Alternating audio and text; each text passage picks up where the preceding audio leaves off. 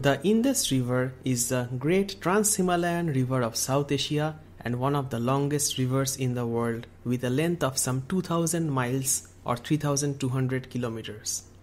How did the neighboring countries of India and Pakistan work on resolving the distribution of water between them?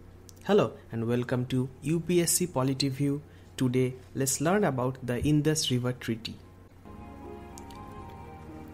The Indus Waters Treaty, the treaty signed on September 19, 1960 between India and Pakistan, was brokered by the World Bank.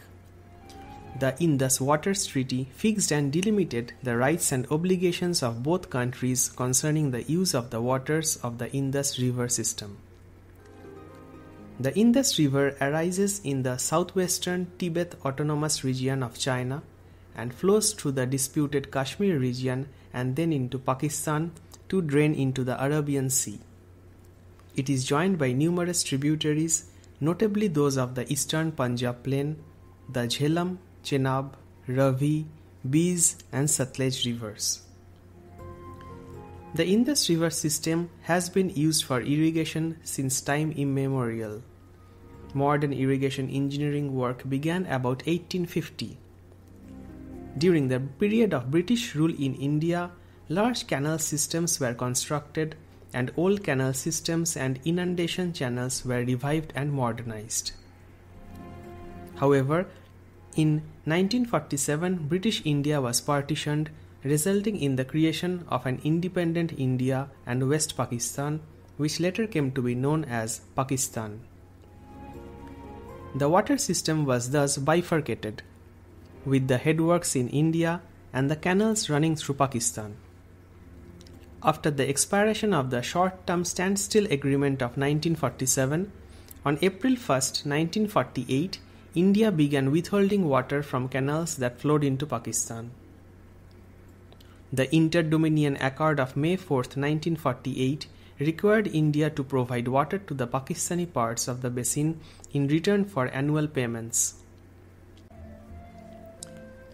This too was intended as a stopgap measure, with further talks to take place in hopes of reaching a permanent solution. Negotiations soon came to a standstill, however, with neither side willing to compromise. In 1951, David Lilienthal, former head of both the Tennessee Valley Authority and the U.S. Atomic Energy Commission, visited the region for the purpose of researching articles that he was to write for Collier's magazine.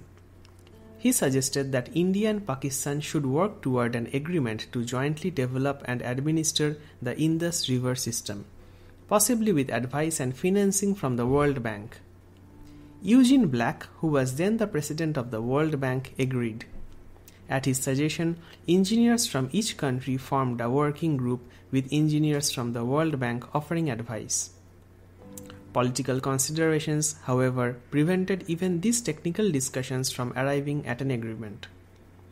In 1954, the World Bank submitted a proposal for a solution to the impasse. After 6 years of talks, Indian Prime Minister Jawaharlal Nehru and Pakistani President Muhammad Ayub Khan signed the Indus Waters Treaty in September 1960.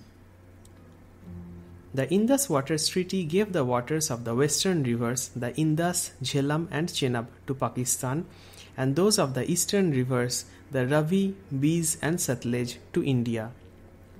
It also provided for the funding and building of dams, link canals, barrages and tube wells, notably the Tarbela Dam on the Indus River and the Mangla Dam on the Jhelum River.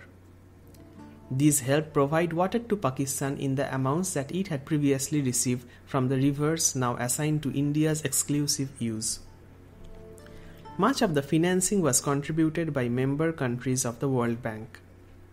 The Indus Waters Treaty required the creation of a permanent Indus Commission with a commissioner from each country, in order to maintain a channel for communication and to try to resolve questions about implementation of the treaty. In addition, a mechanism for resolving disputes was provided. Numerous disputes were peacefully settled over the years through the Permanent Indus Commission. In a significant challenge to the treaty, In 2017, India completed the building of the Kishanganga Dam in Kashmir and continued work on the Rattle hydroelectric power station on the Chenab River despite Pakistan's objections and amid ongoing negotiations with the World Bank over whether the designs of those projects violated the terms of the treaty. Thank you for listening to this discussion on the Indus Waters Treaty. For more such discussions, get the UPSC Practice app from the App Store.